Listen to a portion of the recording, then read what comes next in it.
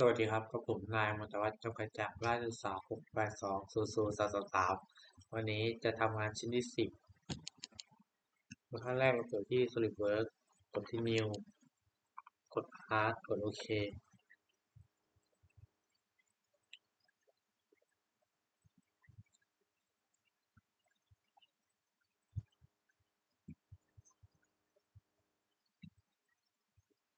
กดไปที่ Sketch กดวงกลมนะครับเลือกไปที่ฟอนต์กดตรงนี้ลากขึ้นมาครับ1วง2วง3วงแล้วก็4วงนะครับกด Ctrl ใช้ Smart Dimension ครับรูดเส้นขอบนอกสุดไปที่150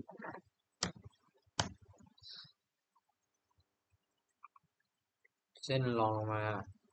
ที่110เส้นต่อมาที่40ก็เส้นสุดท้ายนะครับที่20นี่ครับแล้วตามนี้ทีนี้ก็ใช้ส่วนของเส้นลายลากจากจุดนี้ไปตั้งฉากกับจุดนี้คอนโทรลออกกด offset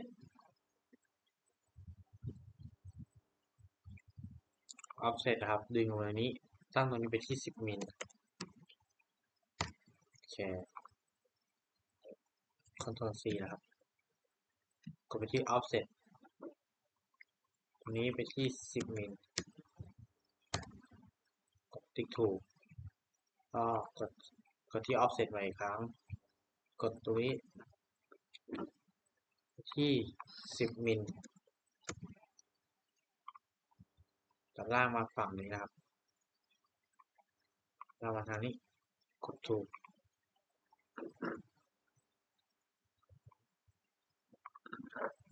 offset กดเส้นนี้เลือกไปที่10มิลกดติ๊กถูกทีนี้ก็กด offset กดที่เส้นนี้นะครับลากมาทางนี้ทีนี้ก็ที่10มิลทั้งคู่นะครับกด xc กดไปที่เส้นนี้ครับเปลี่ยนเส้นนี้เป็น for ครับ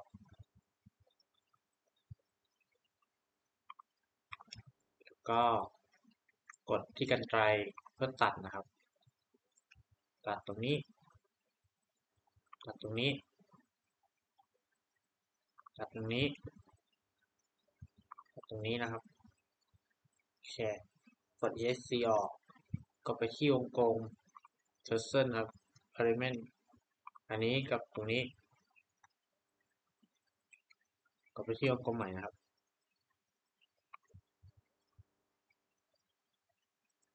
ไปตรงนี้กับวงกลมนี้แล้วก็ติ๊กกับที่ตรงนี้ลงกับตรงนี้กับที่ตรงนี้กับเส้นนี้แล้วก็ติ๊กกับที่วงกลมนี้กับตรงนี้กด esc ก่อนนะครับที่วงกลมตรงนี้กับเส้นนี้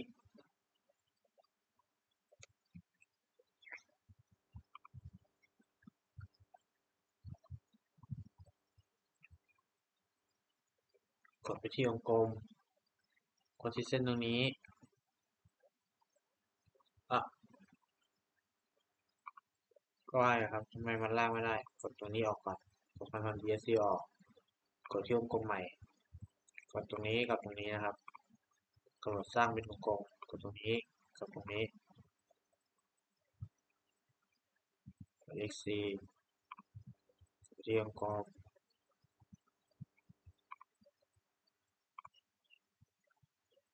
นี่ครับ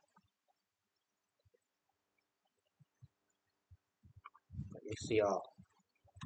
กำหนด dimension smart ไปที่ตรงนี้นะครับไปที่10 ทีนี้ ESC กดตัวนี้คอนโทรลทั้งหมดนะครับกดไปที่ Edit ให้มันเท่ากัน10 วงทีนี้ก็ใช้กรรไกรนะครับตัดตรงนี้ตรงนี้ตรงนี้แล้วก็ตรงนี้ครับขออภัยไปนิดหน่อยครับ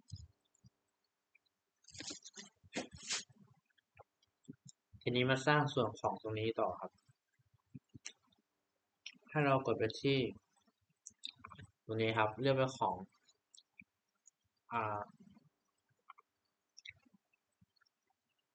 ตรงนี้ครับ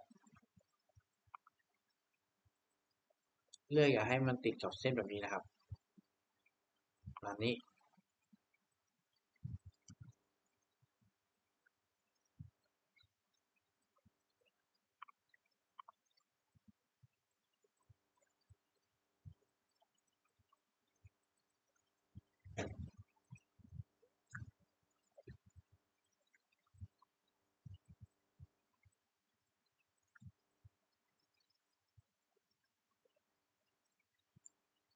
หาที่จุดนะครับ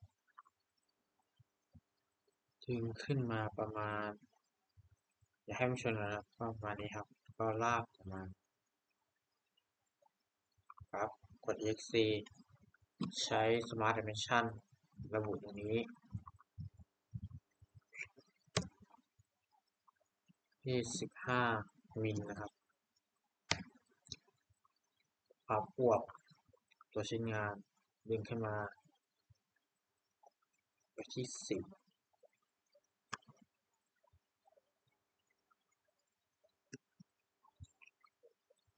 ไปที่10นะครับทีนี้กดไปที่ตรงนี้ครับ Content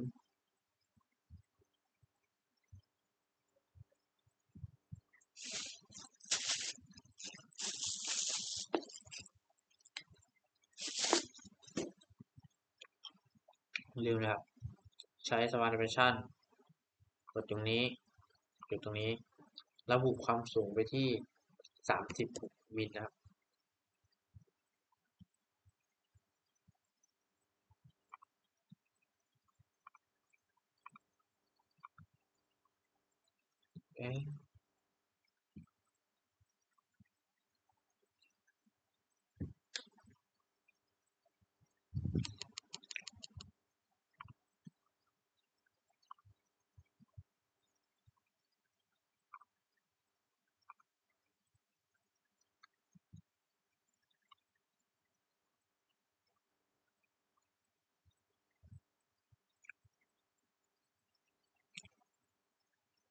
กดไปที่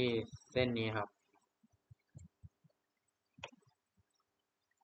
เลือกไปที่จุดตรงนี้ลากขึ้นมาผมจะเลือกไว้ประมาณเส้นไว้ประมาณตรงนี้นะครับก็ลากตรงนี้ก็ลากตรงนี้นะครับกด ESC สร้างเส้นลายนะครับของ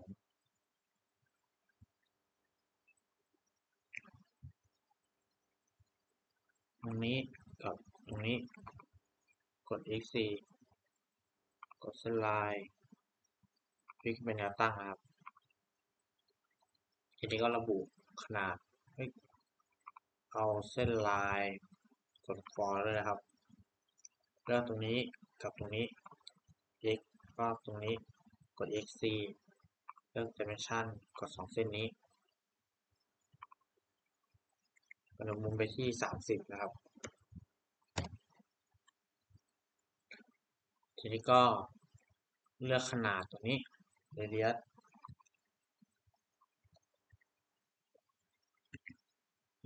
ขึ้นมาที่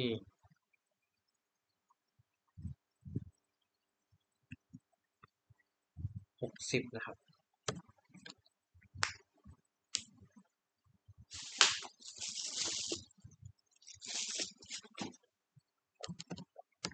ที่65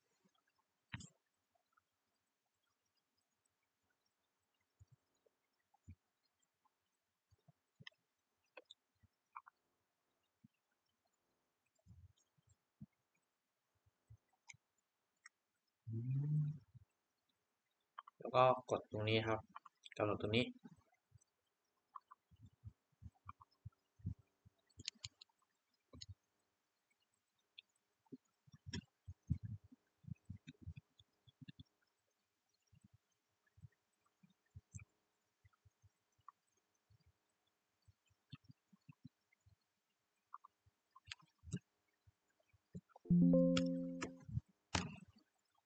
นะครับที่5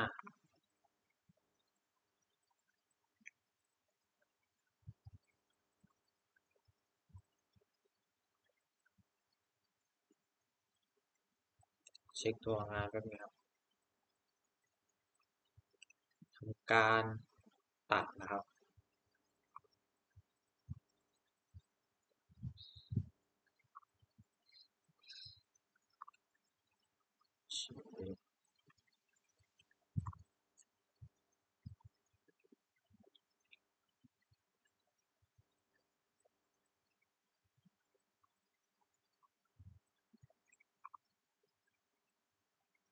กด delete ไปก่อนครับแล้วก็เอา2เส้นลายตรงนี้เชื่อมกับจุดตรงนี้ครับกด X4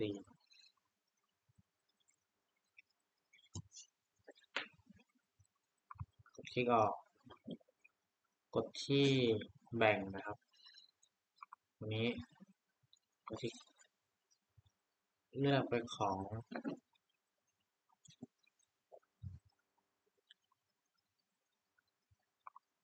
นี่ครับกดไปที่6เลือก slope ไปที่ตรงนี้นะครับกดติ๊กถูกและได้ส่งตรงนี้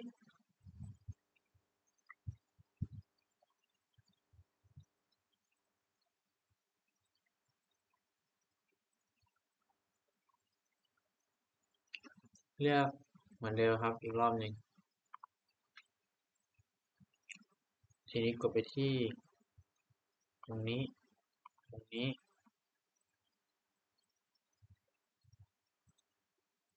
ตรงนี้ตรงนี้เส้นนี้เส้นนี้เส้นนี้เนี่ยครับจะได้ประมาณนี้แล้วก็เลื่อนลงมานะครับ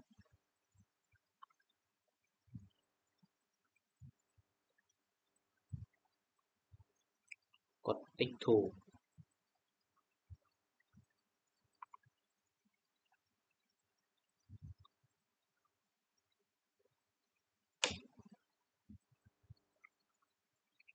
ทีนี้ทำการตัดนะครับตรงนี้ตรงนี้ตรงนี้ Ctrl C ตรงนี้กระจายตัดตัวนี้ตรงนี้ตัดตรงนี้ตรงนี้โอเคครับกดอันใดออกกระจาย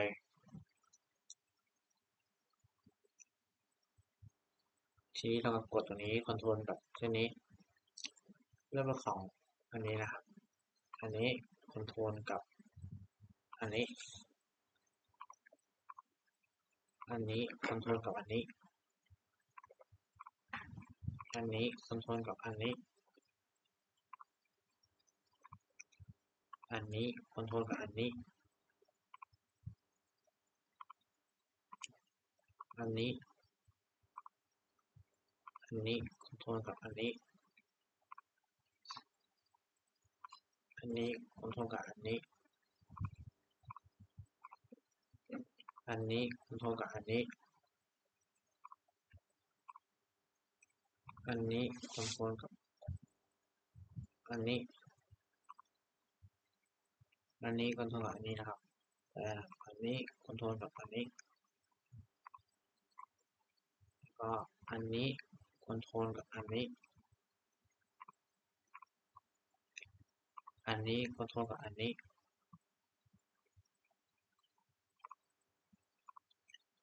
อันนี้คอนโทรลกับอันนี้อันนี้คอนโทรลกับอันนี้อันนี้คอนโทรลกับอันนี้ อันนี้คอนโทรลกับอันนี้ก็สุดท้ายครับอันนี้คอนโทรลกับอันนี้โอเคทีนี้ก็จะได้ส่วนตรงนี้นะครับให้ผมขอวงกลมนี้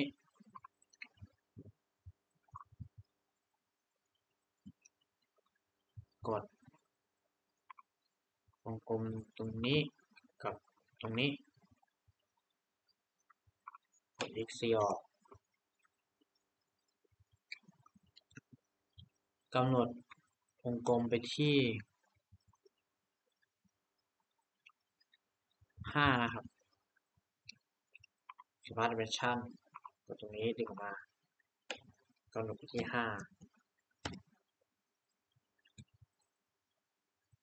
กำหนดความสูงของวงกลม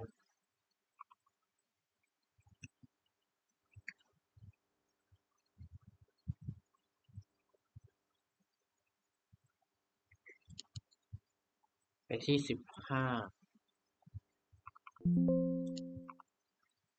ตัว C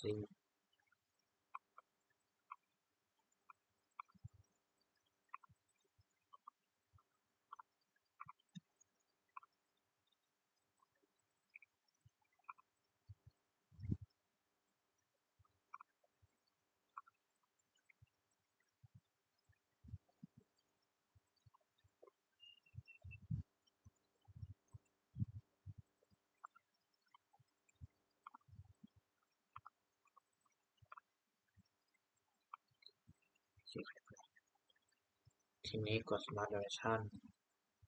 กดที่นี้กดตรงนี้กดไปที่15โอเคกด X เหมือนเดิมครับกดที่ตรงนี้คลิกเลือกที่วงกลมเลือกเป็น5ครับเซนเตอร์ไลน์ไว้ที่จุดนี้นะครับที่อันนี้กดที่ติ๊กถูก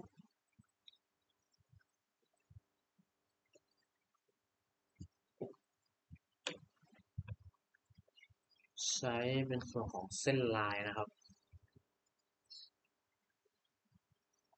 เส้นลายแล้วก็กดไปที่ฟอร์ครับลากจากนี้ไปนี้ไปตรงนี้ไปตรงนี้ไปตรงนี้ไปตรงนี้กด X นะครับ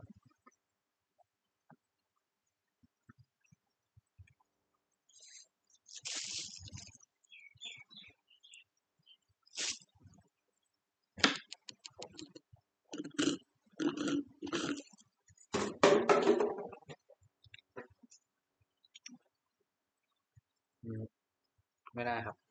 กด Ctrl กดเลือกทั้งหมดครับ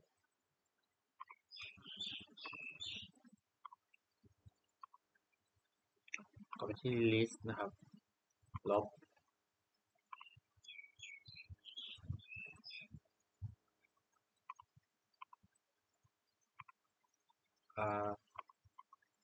ขวาลบคลิกขวาลบคลิกขวาลบคลิกขวาลบคลิกขวาลบแล้วก็เลือกไปที่ห้าเหลี่ยมไทยครับ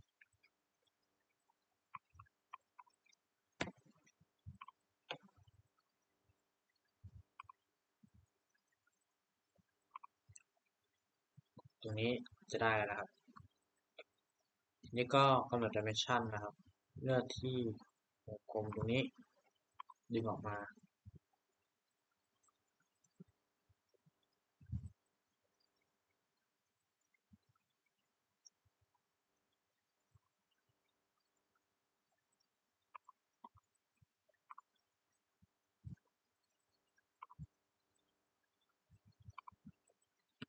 เลือกวงกลมด้านในไปที่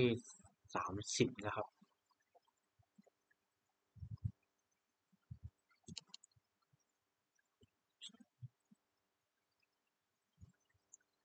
วงกลมด้านในที่20นะครับ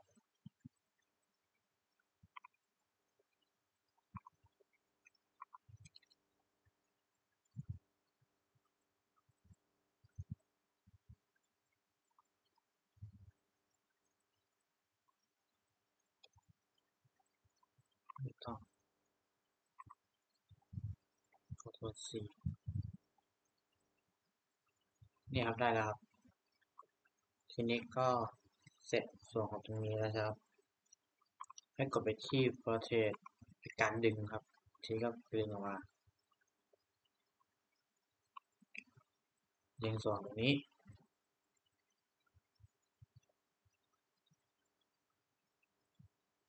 นี่นะครับแล้วก็ดึงออกมาที่10นะครับกดติ๊กถูกก็เป็นตัวชิ้นงานประมาณนี้ครับทีนี้ให้เรากดไปที่ Extrude ไปครั้งกดที่ Path กดที่ Boss กดนี่ครับ Sketch เป็นการดึงตัวที่เหลือมาครับ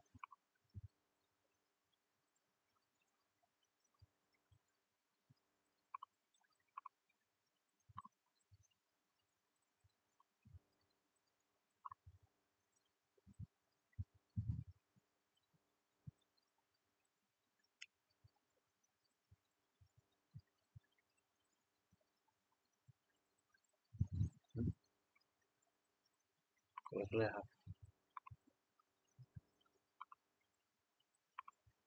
Sketch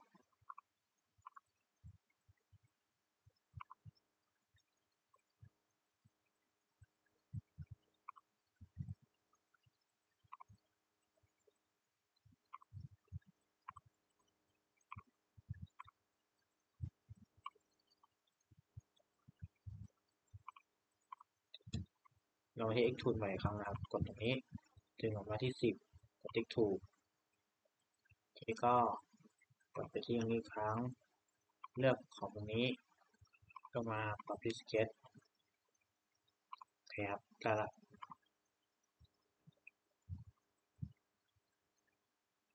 ตรงนี้แล้วก็ตรงนี้ครับ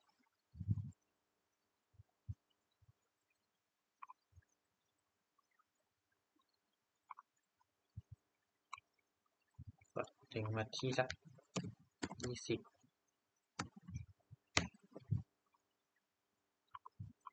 สัก15กดติ๊กถูกนี่ครับก็จะได้ตัวชิ้นงานประมาณนี้ครับทีนี้ก็เซฟเหมือนเดิมครับเซฟแพท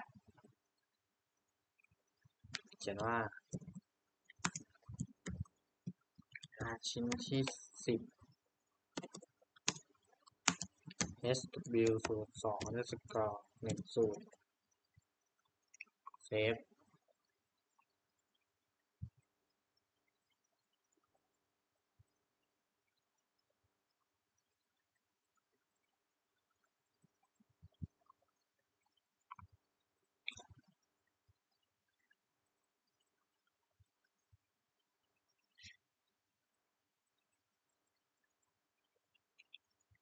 ที่ New กดที่ปกนะครับ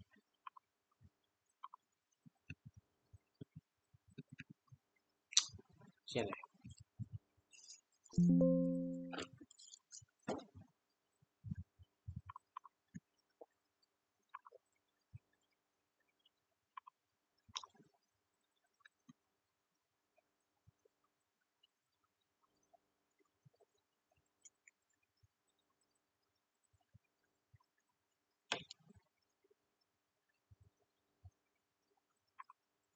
กด Windows ไปที่งานชิ้นที่1สเก็ต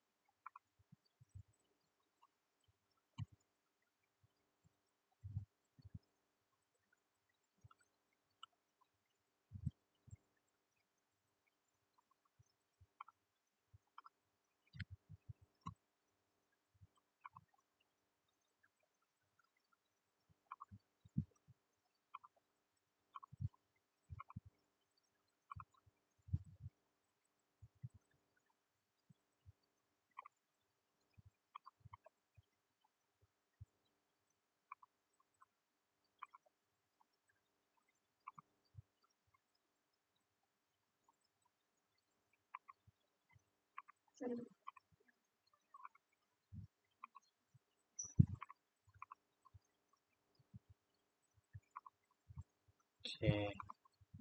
สติกเกอร์ท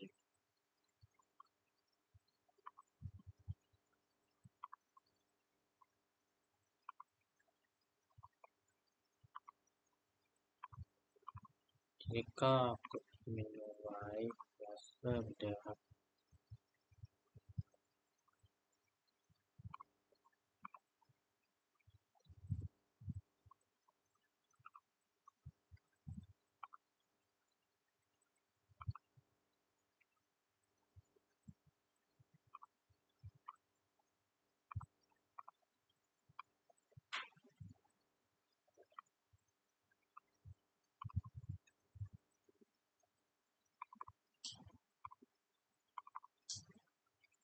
ชีทฟอร์แมตที่ชีทนะครับ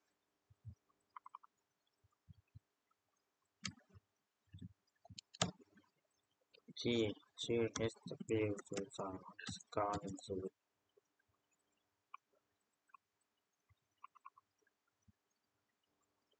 ตรงนี้ที่ Curse